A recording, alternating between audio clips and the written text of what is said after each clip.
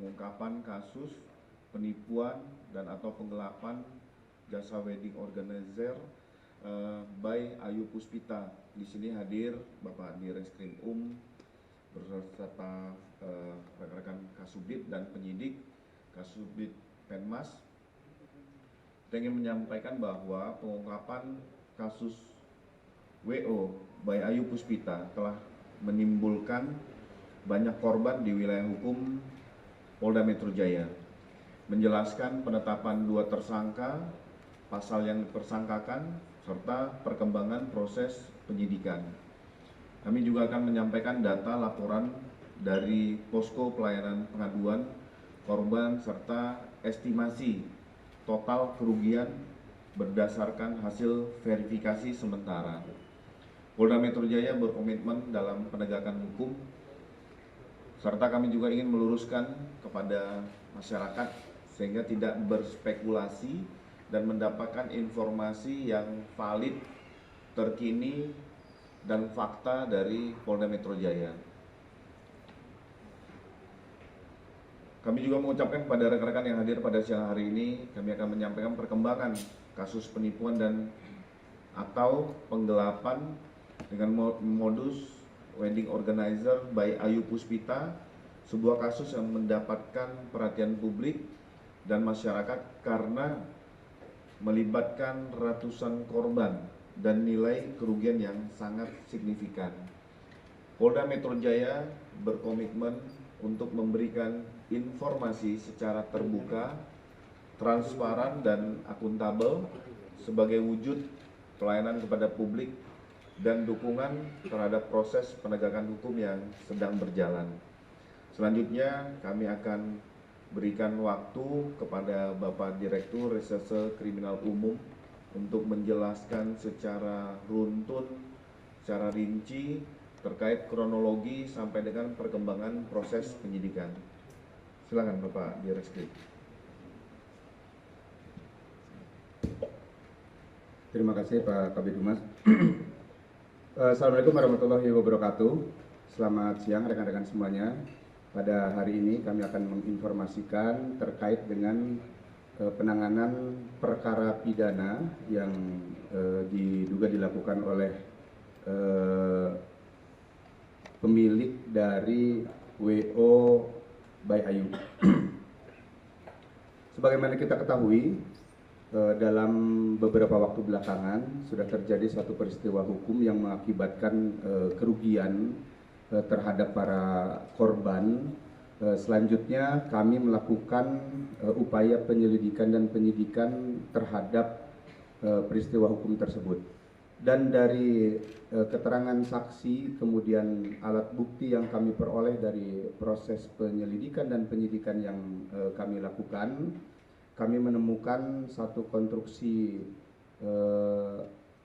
pasal pidana yang sudah dilakukan oleh saudara APD, di mana saudara APD sudah melakukan penipuan dan penggelapan terhadap para korban dengan modus operandi menawarkan jasa penyelenggaraan pernikahan.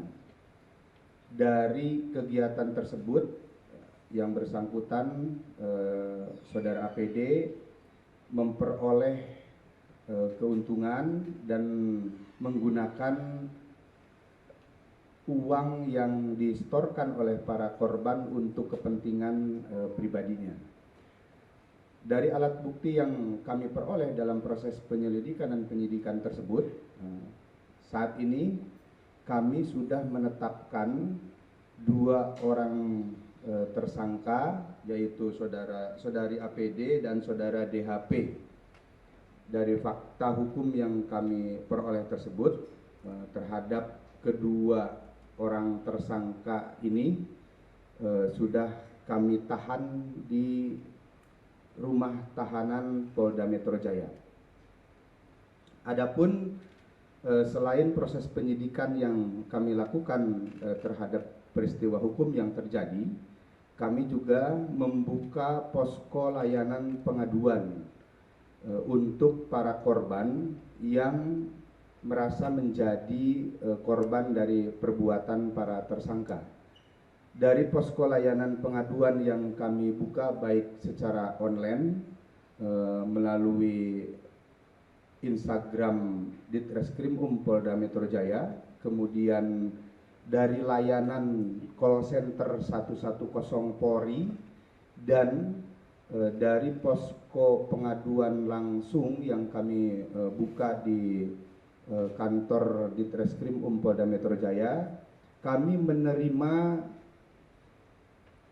199 pengaduan dan 8 laporan dalam bentuk laporan polisi, sehingga saat ini terdapat 207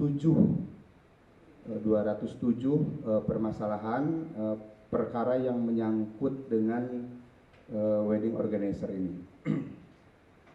Selain pasal 372 dan 378 KUH pidana sebagaimana ancaman pidana 4 tahun penjara, kami juga terus melakukan pengembangan dalam proses penyidikan ini dengan tracing aset yang bersangkutan. Upaya-upaya yang kami lakukan tentunya dalam rangka memberikan pelayanan yang terbaik kepada masyarakat, dan kami terus akan memberikan pelayanan untuk masyarakat yang menjadi korban dari para tersangka ini. Kami mengajak dan menghimbau kepada masyarakat yang menjadi korban, silahkan, walaupun saat ini terhadap para tersangka sudah dilakukan penahanan dan proses penyidikan terus berjalan, pengaduan kami tetap kami buka. Itu yang dapat kami sampaikan. Sementara rekan-rekan sekalian, terima kasih. Assalamualaikum warahmatullahi wabarakatuh. Terima kasih Bapak Direskrim sudah menjelaskan tadi bagaimana modus. Mungkin dari rekan-rekan kita buka sesi pertanyaan. Raffi.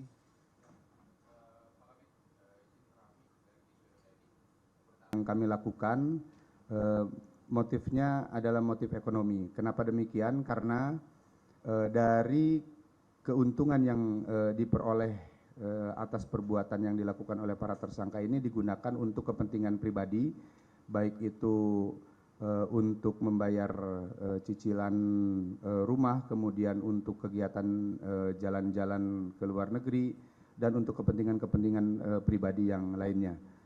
Adapun tadi pertanyaan apakah memungkinkan ada tersangka atau pelaku yang lain dalam perkara ini, tentunya kami sebagai penyidik akan berpatokan pada fakta hukum yang kami peroleh dalam penyidikan.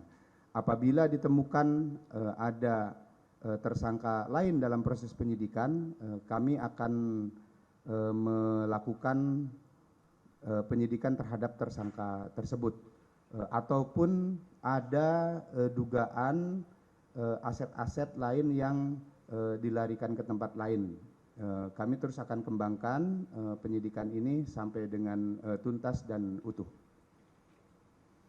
Oke, ya Mas. Terima kasih. Untuk yang bersangkutan, kenapa bisa menarik para korban? Karena ada yang ditawarkan kepada para korban ini dalam bentuk fasilitas. Pertama yang ditawarkan adalah paket yang murah. Kemudian dari paket yang murah tersebut itu ada fasilitas lain yang ditawarkan, misalkan tempat pelaksanaan pernikahan yang fantastis, kemudian ada paket liburan ke tempat-tempat yang ditawarkan oleh para tersangka, ke Bali misalkan dengan paket wisata, dengan paket honeymoon, sehingga itu menarik para korban untuk menggunakan jasa dari para tersangka. Kemudian sejak kapan ini berlangsung? Untuk kegiatan jasanya sendiri itu sudah berlangsung dari tahun 2016. Kemudian di 2024 tersangka meningkatkan dalam bentuk badan hukum. Itu yang mereka lakukan. Lalu kemudian kerugian dari masing-masing korban ini cukup variatif karena mereka dimintakan untuk membayar DP terlebih dahulu, sehingga kerugiannya cukup variatif dari ada yang 40 juta, 60 juta, kemudian nanti ada penawaran lagi apabila para korban ini melunasi sebelum waktunya, maka akan memperoleh keuntungan-keuntungan lain, sehingga itulah yang membuat para korban tertarik. Tadi dipertanyakan juga, adakah skema Ponzi?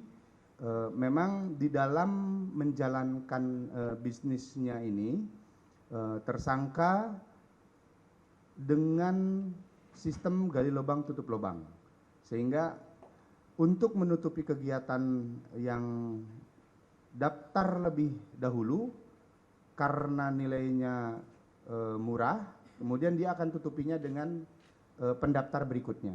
Begitupun selanjutnya, sehingga pada akhirnya setelah sekian lama berjalan ini menjadi satu kerugian yang besar yang harus ditanggung dan tersangka tidak bisa memenuhinya. Itu. Iya, ya. Saudara DHP tentunya ini berdasarkan hasil penyidikan yang kami peroleh. Saudara DHP berperan aktif secara bersama-sama dengan saudari APD dalam penggunaan uang yang disetorkan oleh para korban. Adapun untuk tujuan dari perjalanan tentunya itu nanti kami akan kembangkan di dalam proses penyidikan lanjutan, karena saat ini kami berkonsentrasi pada penyidikan perkara pokoknya yang sehubungan dengan dugaan pidana yang dilaporkan oleh para pelapor. Ya. Itu ya, mungkin dari kiri. Ya, kami sudah melakukan proses penyelidikan dan penyidikan.